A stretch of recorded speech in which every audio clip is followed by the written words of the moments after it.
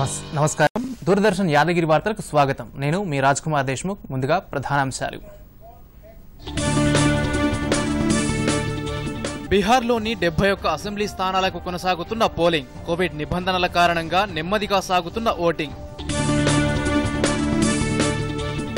CM KCR చేతుల మీదుగా రేపు ధరణి పోర్టల్ ప్రారంభం ధరణి దేశంలోనే ట్రెండ్ సెట్టర్ గా నిలుస్తుందన్న సీఎస్ సోమేష్ కుమార్ దుబ్బాకలో ఊపందుకున్న ఉప ఎన్నిక ప్రచారం నియోజకవర్గంలో సుడిగాలి పర్యటనలు చేస్తున్న అగ్రనేతలు భారత్లో నెమ్మదిస్తున్న కరోనా వైరస్ ఉధృతి దేశంలో 90.85% పెరిగిన కోవిడ్ రికవరీ రేటు ఇక వార్తలోని వివరాలను చూద్దాం బిహార్ అసెంబ్లీ ఎన్నికల మొదటి దశ పోలింగ్ ప్రశాంతంగా జరగనుంది 16 జిల్లాల్లో మొత్తం 71 స్థానాలకు జరగనున్న ఈ పోలింగ్లో 1066 మంది అభ్యర్థులు బరిలో ఉన్నారు కేబినెట్ మంత్రుల్లో 6 మంది ఈ దశలో బరిలో నిలిచారు ఉదయం 7 గంటలకు మొదలైపోయిన పోలింగ్ సాయంత్రం 6 గంటలకు ముగుస్తుంది కోవిడ్ నేపథ్యంలో అధికారులు ప్రత్యేక ఏర్పాట్లు చేపట్టారు పోలింగ్ కేంద్రాలను ఎప్పటికప్పుడు శానిటైజ్ చేస్తున్నారు ఒక్కో పోలింగ్ బూత్ కు గరిష్టంగా ఉన్న ఓటర్ల సంఖ్యను 1600 నుంచి 1000కి తగ్గించారు 80 ఏళ్లు దాటిన వారికి పోస్టల్ బ్యాలెట్ సదుపాయం కల్పించారు ఓటు హక్కు వినియోగించుకునేందుకు ఓటర్లు ఉదయం నుంచే కేంద్రాల వద్ద బారులు తీరినప్పటికీ కోవిడ్ నిబంధనలు ఈవీఎం సమస్యల వల్ల పోలింగ్ నెమ్మదిగా సాగుతోంది ఉదయం 11 గంటల వరకు 18.48% పోలింగ్ నమోదైంది కేంద్ర మంత్రి గిరిరాజ్ సింగ్ లఖేసరైలో ఓటు హక్కు వినియోగించుకున్నారు మొత్తం 2,14,00,000 మంది ఓటర్లు తొలి దశలో పోలింగ్లో పాల్గొంటున్నారు రెండో దశ పోలింగ్ నవంబర్ 3న మూడో దశ పోలింగ్ నవంబర్ 7న ఫలితాలు నవంబర్ 10న వెలువడతాయి నేటి నుంచి బీహార్ అసెంబ్లీ ఎన్నికల ప్రక్రియ ప్రారంభమైన నేపథ్యంలో ప్రధాని నరేంద్ర మోదీ ఆ రాష్ట్ర ప్రజలకు పలు సూచనలు చేశారు కోవిడ్ మార్గదర్శకాలు పాటించాలని ఈ సందర్భంగా విజ్ఞప్తి చేశారు బీహార్ అసెంబ్లీ ఎన్నికలకు సంబంధించి ఈ రోజు మొదటి దశ పోలింగ్ జరుగుతోందని కోవిడ్ నిబంధనలు పాటిస్తూ ప్రజాస్వామ్య పండుగలో పాల్గొనాలని ఓటర్లకు ప్రధాని విజ్ఞప్తి చేశారు 2 గజాల దూరాన్ని పాటించడంతో పాటు తప్పకుండా మాస్క్ ధరించాలని చెప్పారు మొదట ఓటు వేయండి తర్వాత రిలాక్స్ అవ్వండి అంటూ ట్విట్టర్ వేదికగా బీహార్ మొదటి దశ పోలింగ్లో పాల్గొనే ఓటర్లకు సూచించారు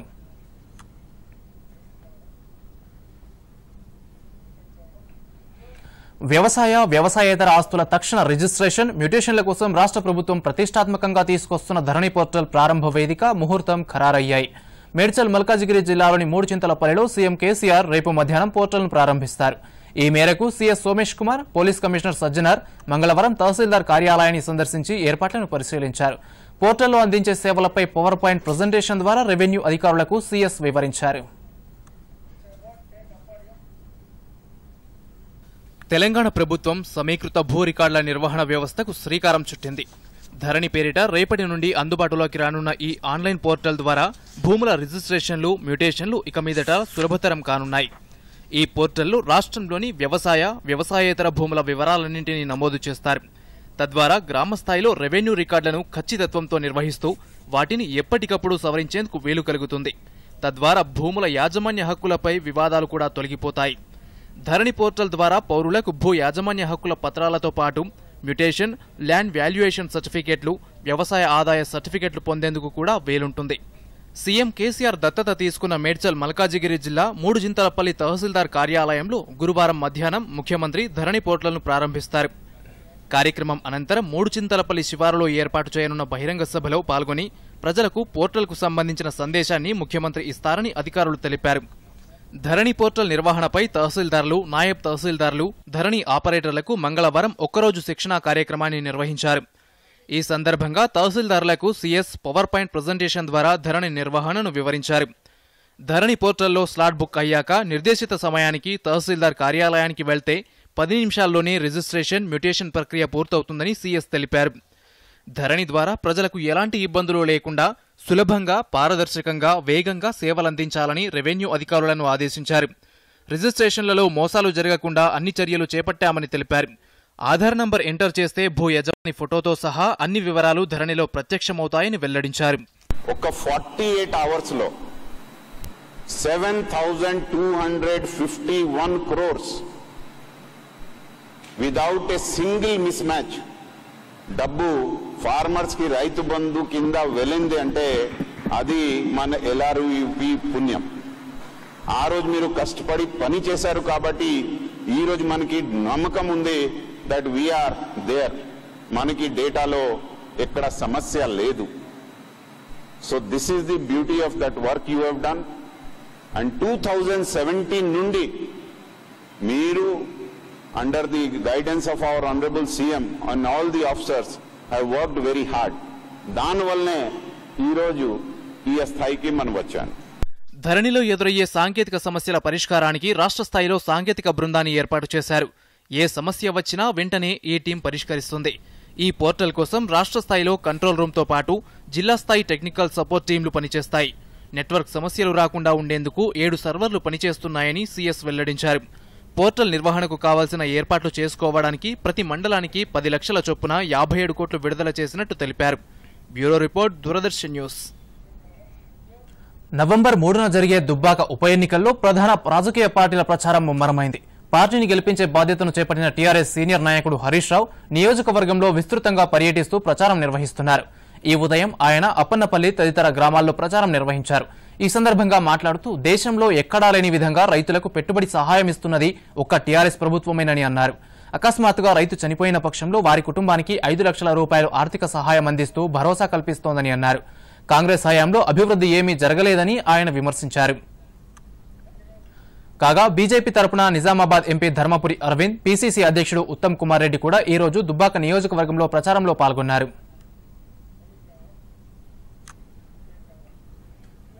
బీహార్ రాష్ట్రాన్ని దోచుకుని ఆటవిక పాలన తెచ్చిన వారికి ప్రజలు మరోసారి గుణపాఠం చెప్పాల్సిన అవసరం వచ్చిందని ప్రధాని మోదీ చెప్పారు. బీహార్ ఎన్నికల ప్రచారంలో భాగంగా దర్భంగాలోని రాజ్ మైదాన్లో జరిగిన బహిరంగ సభలో ప్రధాని ప్రసంగించారు.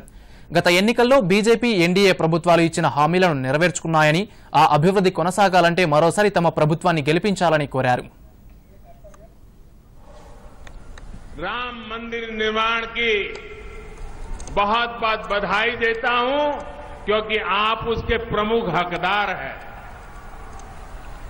भाइयों और बहनों, भाजपा की पहचान है, एनडीए की पहचान है, जो कहते हैं वो करके दिखाते हैं। देश में पहली बार ये हुआ है जब मैनिफेस्टो को उठाकर ये आकलन लगाया जा रहा है कि अब आगे कौन सा कदम सरकार उठाने वाली है। हमने कहा था हर किसान के बैंक खाते में सीधी मदद भेजेंगे। आज करीब करीब 1 लाख करोड़ रुपए की सीधी मदद किसान के खाते में जमा कराई जा चुकी है। हमने कहा था हम गरीब का बैंक खाता खोलेंगे। आज 40 करोड़ से ज्यादा गरीबों का बैंक खाता खुल चुका है। हमने कहा था हर गरीब बहन बेटी की रसोई में मुफ्त गैस कनेक्शन पहुंचाएंगे। उज्ज्वला योजना ने बिहार की भी करीब 90 लाख महिलाओं को लकड़ी के धुएं से मुक्त किया है। हमने कहा था हर गरीब को 5 लाख रुपए तक के मुफ्त इलाज की सुविधा देंगे। आज बिहार के भी हर गरीब को ये सुविधा मिल रही है। కోవిడ్ పై ప్రజలు అప్రమత్తంగా ఉండేందుకు ప్రధాని నరేంద్ర మోదీ జన్ ఆందోళన్ పేరిట అవగాహన కార్యక్రమాన్ని ప్రారంభించారు. కరోనా వైరస్ పట్ల మరికొన్నాళ్లు తప్పనిసరిగా 3 జాగ్రత్తలు పాటించాల్సిందేనని ప్రధాని స్పష్టం చేశారు. మరిన్ని వివరాలు చూద్దాం. దేశంలో కోవిడ్-19 వ్యాప్తిని అరికట్టేందుకు ప్రభుత్వం ఎప్పటికప్పుడు చర్యలు తీసుకుంటోంది. కరోనా కేసులు కొంతమేరకు తగ్గుముఖం పట్టినప్పటికీ ప్రజలు నిర్లక్ష్యం వహించరాదని సూచిస్తోంది. శీతాకాలం, పండుగల సీజన్ ప్రారంభమైన దృష్ట్యా ప్రజలు మరింత అప్రమత్తంగా ఉండాలని కోరుతోంది. ఈ క్రమంలో దేశ పౌరులు కోవిడ్ జాగ్రత్తలు తీసుకునేలా ప్రజల్లో మరింత అవగాహన కల్పించేందుకు ప్రధానమంత్రి నరేంద్ర మోదీ ఈ నెల 8న జన్ ఆందోళన్ అనే కార్యక్రమాన్ని ట్విట్టర్ వేదికగా ప్రారంభించారు. మాస్కులు ధరించడం, 2 గజాల దూరం పాటించడం, తరచుగా చేతులు కడుక్కోవడం వంటి జాగ్రత్తలను తప్పనిసరిగా తీసుకోవాలని ప్రధానమంత్రి సూచించారు. ప్రముఖుల నుండి సామాన్య పౌరుల వరకు ప్రతి ఒక్కరూ జన్ ఆందోళన్లో భాగస్వాములు కావాలని సూచించారు. ఈ సందర్భంగా నల్గొండ జిల్లా వైద్య ఆరోగ్య శాఖ అధికారి కొండలరావు మాట్లాడుతూ కోవిడ్పై ప్రజలకు సూచనలు చేశారు. ఈ మాస్క్ వేసుకోవడం వల్ల అందరూ మనతోటి సేఫ్గా ఉంటారు. కాబట్టి ఈ మాస్క్ చూడడానికి చాలా సింపుల్గా అనిపిస్తుంది, ఇంతేనా అనిపిస్తుంటుంది. కానీ ప్రపంచ దేశాలంతా ఉడికించేటువంటి కరోనా చిన్న మాస్క్ తోటి ప్రివెంట్ చేయబడుతుంది. అంటే దానికి చెక్ పెట్టడం అంతే సింపుల్గా, ఒక గంప కింద ఒక కోడి చేసి కప్పడం లాంటిది మాస్క్ అంటే. సో కాబట్టి ఇది చాలా అత్యంత జాగ్రత్తగా పాటించాల్సిన నియమం ఇది అసలు మెయిన్ వ్యాక్సిన్ అంటే మాస్కే. రెండోది సోషల్ డిస్టెన్స్. ఒక వ్యక్తి ఇంకొక వ్యక్తికి కనీసం ఒక 6 ఫీట్లు, ఒక 1 నుంచి 1.5 మీటర్ వరకు ఉంటే డెఫినెట్గా అతని నుంచి మనకు కానీ మన నుంచి అతనికి కానీ ప్రమాదం అయ్యేటువంటి అవకాశం లేదు. జిల్లా ఐసీడీఎస్ ప్రాజెక్ట్ అధికారి, డిఆర్డీఏ ప్రాజెక్ట్ డైరెక్టర్, వైద్యులు కూడా కోవిడ్ పట్ల అప్రమత్తంగా ఉండాలని ప్రజలకు సూచించారు. మాస్క్ పెట్టుకోవడము, చేతులు శుభ్రంగా ఉంచుకోవడము, శానిటైజర్ పూసుకుంటడం, బయటకు వెళ్ళినప్పుడు కడుక్కునే అవకాశం ఉన్నప్పుడు శానిటైజర్ పూసుకోవడము, తర్వాత సోషల్ డిస్టెన్స్ అన్నది పాటించడము, గుంపులలోకి ప్రజలు ఎక్కువగా ఉన్న దగ్గరికి వెళ్లకుండా ఉండడము, అనవసరంగా బయటికి షికార్లు అంటూ వెళ్లకుండా ఉండడం ముఖ్యంగా చూసుకున్నామంటే మనం ఈ కరోనా వ్యాధి నుంచి తప్పించుకునే అవకాశం ఉంటుంది, ఆరోగ్యంగా ఉండగలుగుతాము. కోవిడ్ పట్ల జాగ్రత్త వహించడం తప్ప మరో ప్రత్యామ్నాయం లేదని ప్రజలు గ్రహించి అప్రమత్తంగా ఉండాలి. Bureau report, Doordarshan news. దేశంలోని నిరుపేద ప్రజల ఆరోగ్య అవసరాల కోసం కేంద్ర ప్రభుత్వం జాతీయ హెల్త్ మిషన్ పథకాన్ని ప్రారంభించింది. ఈ పథకంలో భాగంగా ప్రభుత్వ ఆసుపత్రుల్లో సదుపాయాలను మెరుగుపరుస్తూ దేశంలో ఉత్తమ సేవలు అందించిన ఆసుపత్రులను గుర్తించి ప్రోత్సాహకాలు, అవార్డులను అందిస్తుంది. అందులో భాగంగా మంచిర్యాల జిల్లాలో ఉత్తమ సేవలు అందిస్తూ పరిసరాల పరిశుభ్రతను పాటిస్తున్న 5 primary health centres, 1 urban primary health centre, 2 community health సెంటర్లకు ప్రభుత్వం 2019-2020 సంవత్సరానికి గాను కాయకల్ప అవార్డులను ప్రకటించింది. జాతీయ పట్టణ ఆరోగ్య మిషన్ ద్వారా కాయకల్ప అవార్డుకు ఎంపికవడం పట్ల మందమర్రి ప్రాథమిక ఆరోగ్య కేంద్ర సిబ్బంది ఆనందం వ్యక్తం చేస్తున్నారు.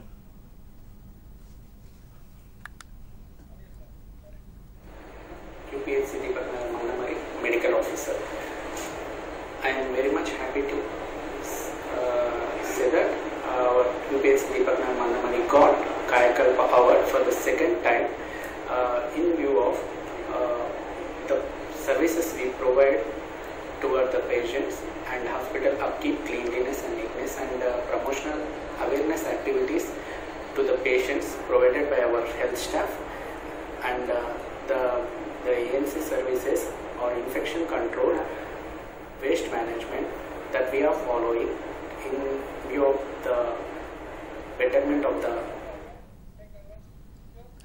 భారత్లో కరోనా ఉధృతి క్రమంగా తగ్గుతోంది. దేశవ్యాప్తంగా రికవరీ రేటు 90.85% ఉంది.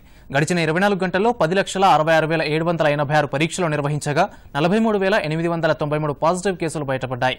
దీంతో దేశవ్యాప్తంగా మొత్తం కేసుల సంఖ్య 79,90,322కు చేరింది. తాజాగా 58,439 మంది కోవిడ్ నుంచి కోలుకోవడంతో ఇప్పటి వరకు డిశ్చార్జ్ అయిన వారి సంఖ్య 72,59,509కి చేరింది. ప్రస్తుతం 6,10,803 అంటే 7.64% యాక్టివ్ కేసులున్నాయి. ఇక రాష్ట్రంలో నిన్న రాత్రి 8 గంటల వరకు నిర్వహించిన కరోనా నిర్ధారణ పరీక్షల్లో కొత్తగా 1,481 పాజిటివ్ కేసులు నమోదయ్యాయి. దీంతో మొత్తం ఇప్పటి వరకు నమోదైన కేసుల సంఖ్య 2,34,152కు చేరింది. నిన్న కరోనాతో 4 మృతి చెందగా మొత్తం మృతుల సంఖ్య 1,319కి చేరింది. కరోనా నుండి నిన్న ఒక్కరోజే 1,451 మంది కోలుకున్నారు. దీంతో ఇప్పటి వరకు కోలుకున్న బాధితుల సంఖ్య 2,14,917కు చేరింది. రాష్ట్రంలో ప్రస్తుతం 17,916 యాక్టివ్ కేసులున్నాయని, వారిలో 14,883 మంది హోం ఐసోలేషన్లో చికిత్స పొందుతున్నారని వైద్య ఆరోగ్య శాఖ తెలిపింది. భారత్, బంగ్లాదేశ్ల మధ్య పౌర విమాన సేవలు ఈ రోజు తిరిగి ప్రారంభమయ్యాయి. ఎయిర్ బబుల్ సేవల్లో భాగంగా 2 దేశాల మధ్య విమానాల రాకపోకలను పునరుద్ధరించారు. ఇందులో భాగంగా ఢాకా నుండి ఈ ఉదయం 2 విమానాలు కోల్కతా, చెన్నైకి బయలుదేరాయి. బంగ్లాదేశ్లో భారత హై కమిషనర్ విక్రమ్ దొరైస్వామి, బంగ్లాదేశ్ పౌర విమాన సంస్థ chairman air vice marshal Mafidur Rahman ఈ సేవలను ప్రారంభించారు. విమాన సేవలు ప్రారంభం కావడంతో 2 దేశాల ప్రజలు ఎంతో ఊరట చెందుతున్నారు. ముఖ్యంగా భారత్లో చికిత్స కోసం వచ్చే వారికి ఈ సేవలు ఎంతో ఉపయోగపడనున్నాయి. ఎయిర్ బబుల్ సేవల కింద ఇరు దేశాల మధ్య వారానికి 28 విమానాలను నడుపుతారు.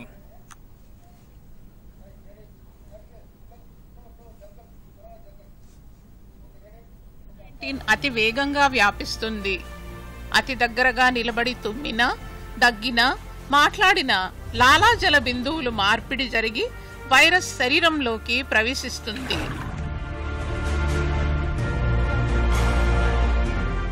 కోవిడ్-19 ఒక మహమ్మారి, కానీ భయపడకండి. కోవిడ్ రాకుండా వచ్చిన దానిని చిత్తుగా ఓడించగలిగే ఈ 3 సూత్రాలు పాటిద్దాం రండి. మాస్కే మనకు రక్ష. బయటకు వెళ్ళినప్పుడు ముక్కు, నోటిని పూర్తిగా మాస్క్తో కవర్ చేసుకుందాం. సామాజిక దూరమే ఇప్పుడు సురక్షితం. మనిషి మనిషికి మధ్య 6 అడుగుల దూరం ఉంచుదాం. మనల్ని పరిరక్షించేది పరిశుభ్రతే. ఎప్పటికప్పుడు చేతులు శుభ్రంగా కడుక్కుందాం. కోవిడ్ వ్యాప్తిని ఆపుదాం. కరోనాపై విజయం సాధిద్దాం. వార్తలు ముగించే ముందు ముఖ్యాంశాలు మరోసారి. బీహార్లోని 71 అసెంబ్లీ స్థానాలకు కొనసాగుతున్న పోలింగ్. కోవిడ్ నిబంధనల కారణంగా నెమ్మదిగా సాగుతున్న ఓటింగ్. సీఎం కేసీఆర్ చేతుల మీదుగా రేపు ధరణి పోర్టల్ ప్రారంభం. ధరణి దేశంలోనే ట్రెండ్ సెట్టర్గా నిలుస్తుందన్న సీఎస్ సోమేష్ కుమార్. దుబ్బాకలో ఊపందుకున్న ఉప ఎన్నిక ప్రచారం. నియోజకవర్గంలో సుడిగాలి పర్యటనలు చేస్తున్న అగ్రనేతలు. భారత్లో నెమ్మదిస్తున్న కరోనా వైరస్ ఉధృతి. దేశంలో 90.85% పెరిగిన కోవిడ్ రికవరీ రేటు.